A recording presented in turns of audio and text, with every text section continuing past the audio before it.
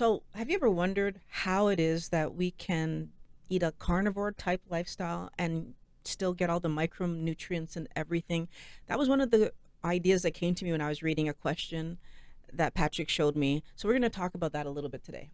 Hello, Wellness Warriors. Welcome to Mind Blowing Health and Wellness with Violet, Pat Chat Edition. I'm Violet. And I'm Pat. So, let's go through the question. Yeah. So I know you have mentioned that being a carnivore and vegetables are the way to eat. What about vegetarianism or vegan way of eating? They're still low carb, or according to, or that's what I understood from the comment. So, actually, what I find interesting about that question is I don't really believe that I typically push carnivore. Mm, This is interesting. But I do say often that I have carnivore days because that's true. I have a lot of days where vegetables just don't make it to my plate. But if I understand the question, Jill, you're asking, well, if carnivore and vegetables are the way to eat, which to me then you're saying if keto is the way to yeah, eat, because carnivore and vegetables don't go right? don't go together. Is there a way to do that and be vegan or vegetarian? I have spoken to people who say that they are able to do vegetarian keto. I never heard of vegan keto, but vegetarian keto. In my mind, I think it would be difficult. And part of the reason I think it would be difficult is just getting enough protein from vegetables. So then the amount of vegetables you'd have to eat to get the amount of protein, I feel like somehow you'd end up going over the number. I've never personally tried it. I actually do feel for myself doing carnivore days is so much easier than trying to do a vegetarian day. But like just for our viewers and myself, actually, like a vegetarian is able to have some animal product and a vegan not, or it's the opposite. Like what about eggs, for example, and some Oh, that's interesting. produce that have like a little bit more protein than just like vegetation. So yeah, that's interesting. Actually, if you put it like that, because I do think vegetarians at the minimum can eat cheese Okay. and milk products. Okay, so it's the vegan that people that yeah, don't like that vegan animal takes nothing from an okay, animal. so no animal product from vegan. So So probably a vegan would be much harder to get like the proteins because then the thing is like, and I might be mistaken, but the vegetation product that have more proteins are usually the legumes, and they're actually higher in carbs. So sticking to your 20 grams or less on a vegan diet, that would be really really tough, I think. I think so too. But I Oh. think you're right. I think on a vegetarian diet, if you're allowing eggs, Unless maybe you eat just salad and higher fat like a dressing, but if you just eat leafy greens, then you might be. But like but then how are you going to get all the the protein? proteins, yeah, you Yeah. don't, you won't have your proteins. That's what makes me a little nervous, but I think that's also where a lot of the time you see people adding things. So adding protein powders and this kind of thing. Okay, yeah. And but uh, even though it's possible for us, we always try to help you guys to think about, am I eating healthy? The more processed foods in your day, the less we can call that healthy eating. Now, I'm not going to lie and say I don't touch processed foods because I do have collagen powder that I use quite regularly, but it's not my protein source. It's actually something that I'm testing to see if I can get elasticity back in my skin. So I'm not eating that as a protein source. I really caution people against too Yeah. many processed foods. Yeah. So what I could add here is that like vegetarian, vegan are probably low sugar, low added sugar diet, but I don't think they could be called low carbs. Like because to get to your number, to your protein and well, fat is not a problem. Fat is not an issue, but like yeah, the protein is probably harder to get. If there's somebody But out there doing a vegetarian yeah, keto, let I us would know. love to get some feedback on this because I've never, like I said, one person told me that their spouse was doing it, but I didn't get a chance to speak to that spouse. So I would love to talk to somebody who's doing vegetarian keto and just get more information about how are you And see how it managing, what are goes. your protein sources, how do you feel? I think that's the most important thing. How do you feel? How is your energy level? How is your body repairing and building and etc.? Have you had your testing done for your markers to see if everything's going well? So that would be a question mark for me. The interesting thought I have right now is that I have a colleague that went more like I'm not sure if he's going vegetarian or more like Mediterranean way of eating, but to be honest, like is way like he melted like in Right? 6 months he melted like so. But I know from what he told me about his diet that he's eating a lot of fruits and vegetables. So is that like cutting out the added sugar and the processed food making that big of a difference on your body? Absolutely. And yeah. Absolutely. So, One of the things that's so frustrating to a lot of, well, was frustrating to a lot of doctors before we started to understand why is it that keto works and why is it that some people do well by doing vegetarian. And the thing is, it's do well for a while. yeah. Okay. So the okay. Yeah. You know, It's like the this is while the that I thing was is, looking for. yeah, like he melted because the toxins that he was eating are not there. Of course, his body is going to be able to repair and do a lot of good things, but at some point, it's still dealing with the extra sugar that he's eating and the fructose if he's eating a lot of fruit Fructose, yeah. that he's eating. So, So like maybe before changing this way of eating, we don't know what he was doing before, but if he was doing just a regular standard American diet, standard Canadian diet, mm, it's still better yeah. what he's doing than what he was eating before.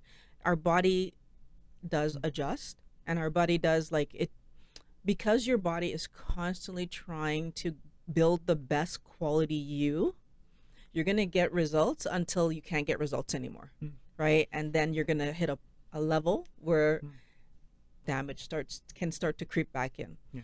That's why I was bring this up like a warning for you guys because uh since if you're eating a lot of fruit, you're having a lot of fructose and you're spiking your insulin and you're triggering the hunger and like you're not getting all the benefits maybe of a real keto lifestyle. It's going to be So harder to sustain it, mm, right? Like I feel like any diet where you take away some bad things that you're doing, everybody sees some level of improvement, right? Even on diets that you shouldn't be doing, like some of those diets that we've heard of, those fad diets of way back when, where you're just eating one thing and that's all you're eating. Like clearly, we have to be careful when we're limiting ourselves on some level. But the thing is that they work. mm, They work until your body figures out what's happening and then it starts to adjust. So even a calorie restriction diet will work until it stops yeah. working, right? So we need to understand that when our body starts to adjust, then we see where the limits of whatever we're doing is. Versus in a ketogenic lifestyle, your body doesn't need to adjust because what you're actually doing is healthy.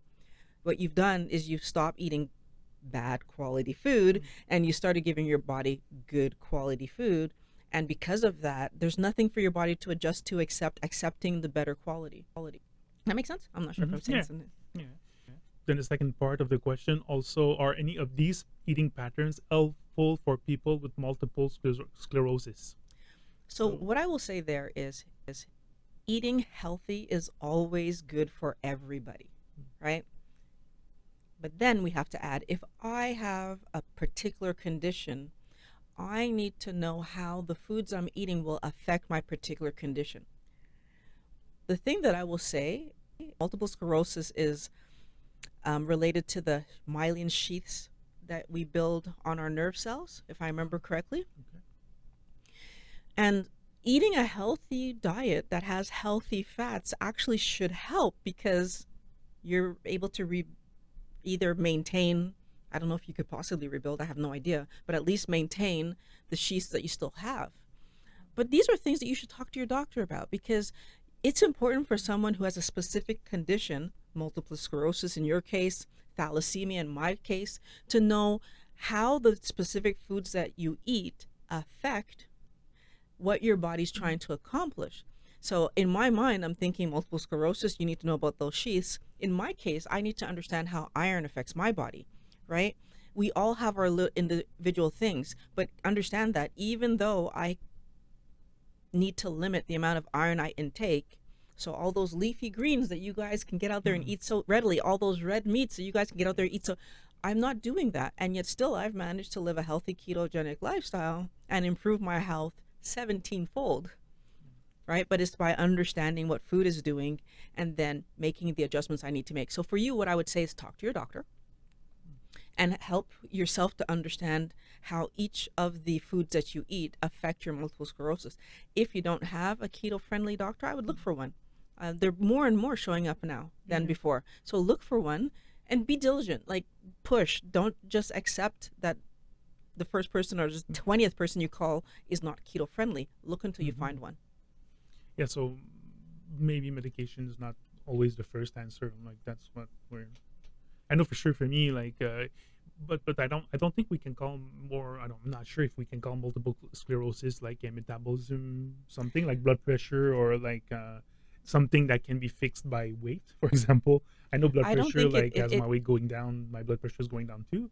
I don't But think it can be fixed by weight, but I do believe that there are a lot of these issues that we live because rather than eating real food, we're eating processed garbage.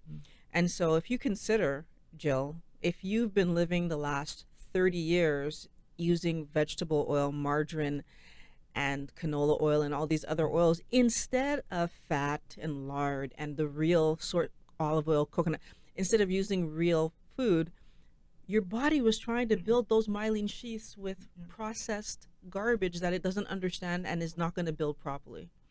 So I do feel that some of these metabolic issues that we live, so I do feel like multiple sclerosis could be affected by our poor eating habits, even if it's not called a metabolic condition.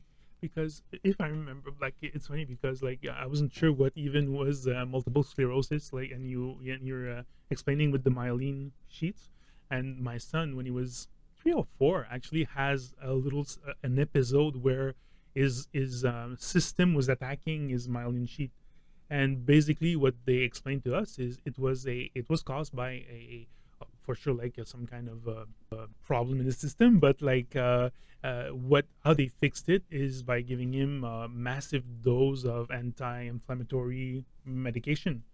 So might be related to inflammation. What causes inflammation, like bad quality oils, like those are super inflammatory.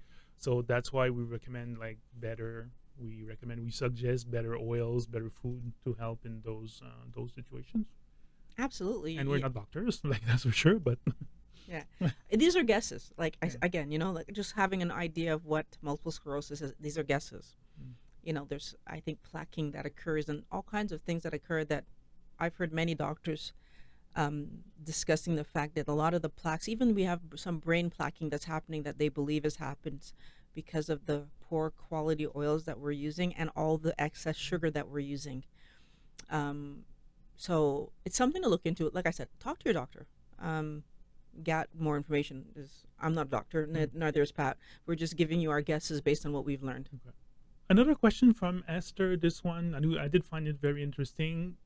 Artificial sweeteners. Like, what do we think about like that? Are we using it? Am I like for sure? Like, let's start with me. I'm not using any, or on very, very, very rare occasion. Actually, when I eat it, I think when is when you use it when you do those little dessert. But you haven't done, I think, since last Christmas. I think so. So artificial sweetener, yeah, like we don't recommend them because, and you're probably gonna explain it like in more detail, but they still trigger a reaction in your body that is similar to when you eat sugar. So, Yeah, so there's multiple problems here, and I think we do. Although to be fair, we do still have artificial sweetener if we have diet soda. That's the other oh yeah, place true. that we have artificial sweeteners. My bad. So Yeah. to be We do, fair, to be fair, we so we eat do it. do I use them sometimes, occasionally when we have a diet soda? Mm. So that's part one. So why are artificial sweeteners not something that we suggest? And how do we use them? So when we do have a diet soda, it's always with a meal. Always. So if we have a diet soda, it's because we were eating food and we're finishing up with our soda.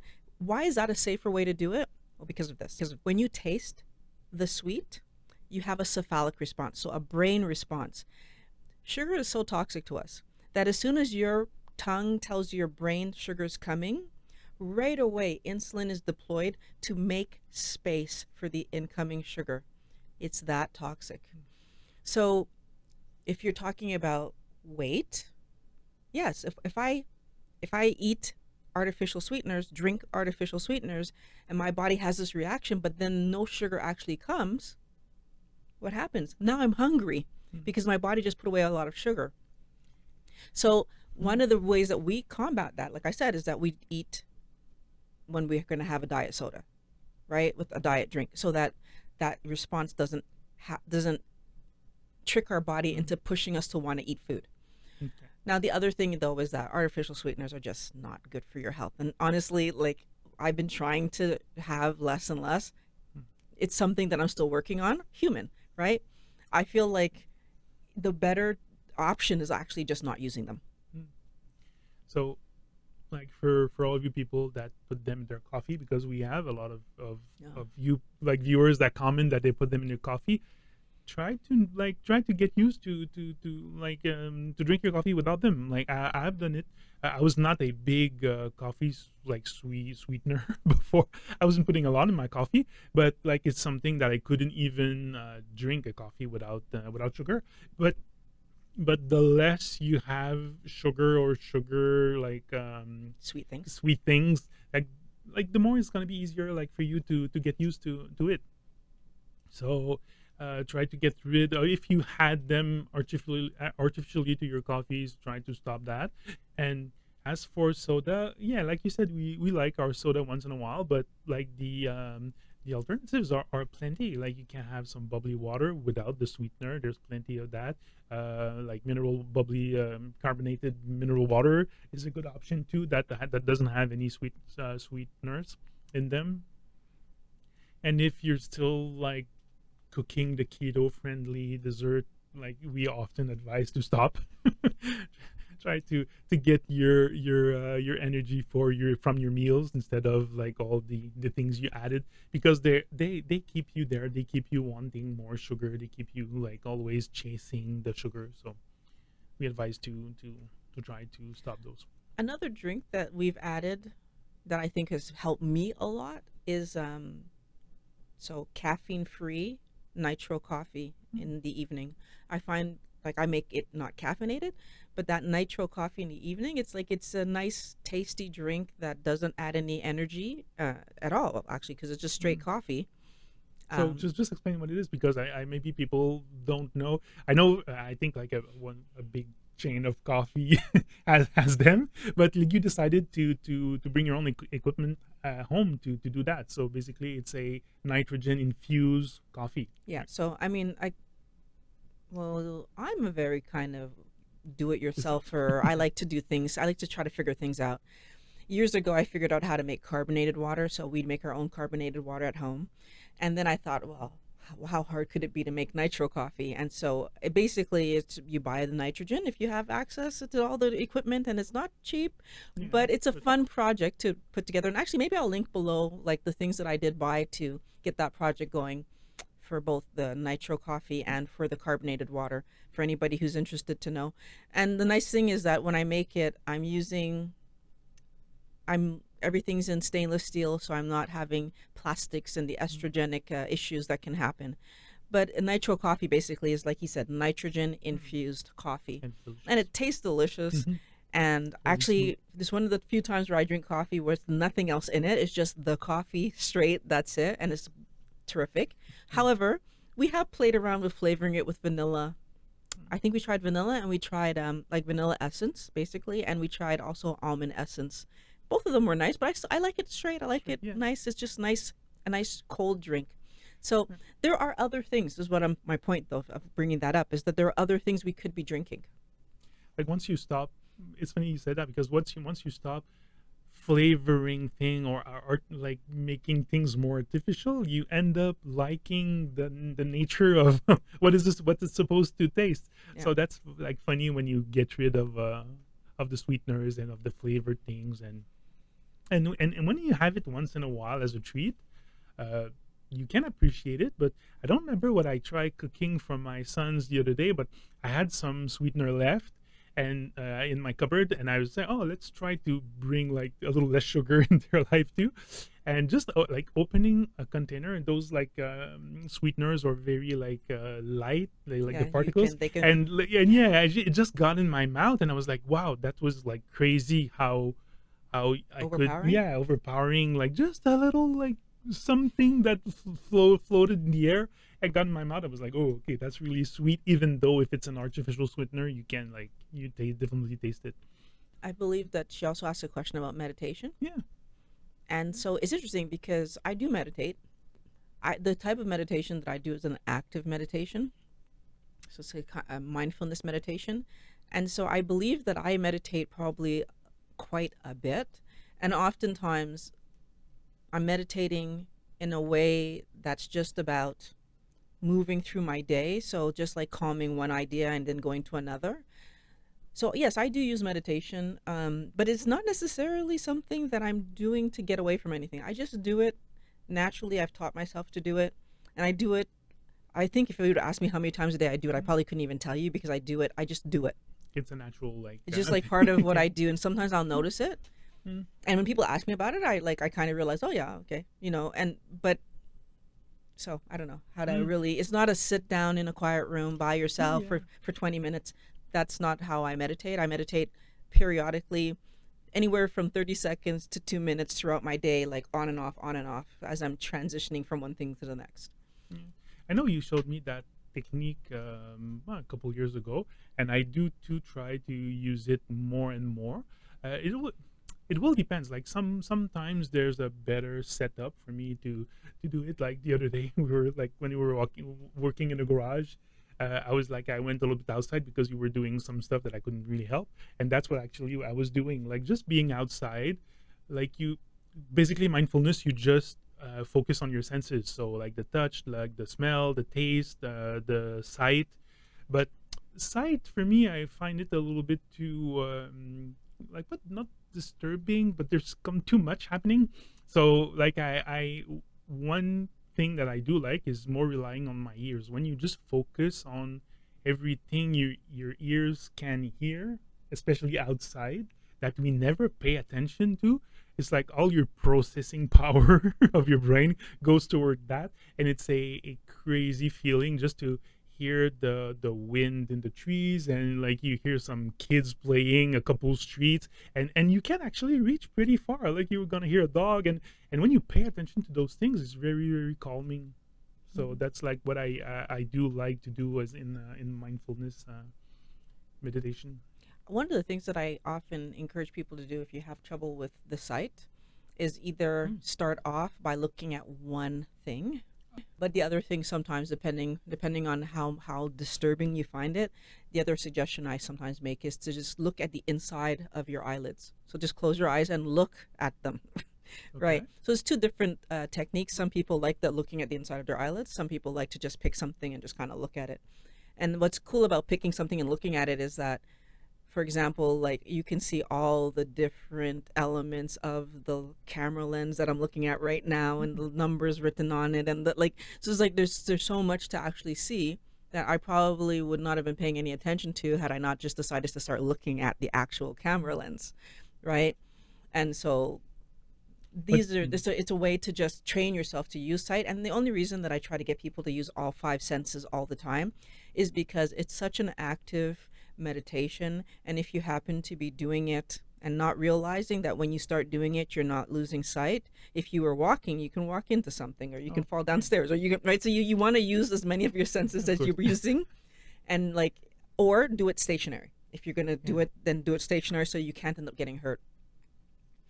I remember one word of warning you told me when you showed me that technique is be careful in the car if you're driving. That's an example. Or when you're doing cooking and you have a knife or whatever. So that's why I say getting practice in using all the senses is helpful. Okay. Yeah. And the idea basically is just to get away from what happened during the day or what's going to happen. Like be really like in the present moment, right? Yeah. Okay. If working on yourself is something that you're doing right now, these videos on screen are going to help you to improve your health and mental health even more. I want to thank you for watching Mind Blowing Health and Wellness with Violet, Pat Chat Edition. Love making these videos for you guys. Talk to you next week. Talk to you next week.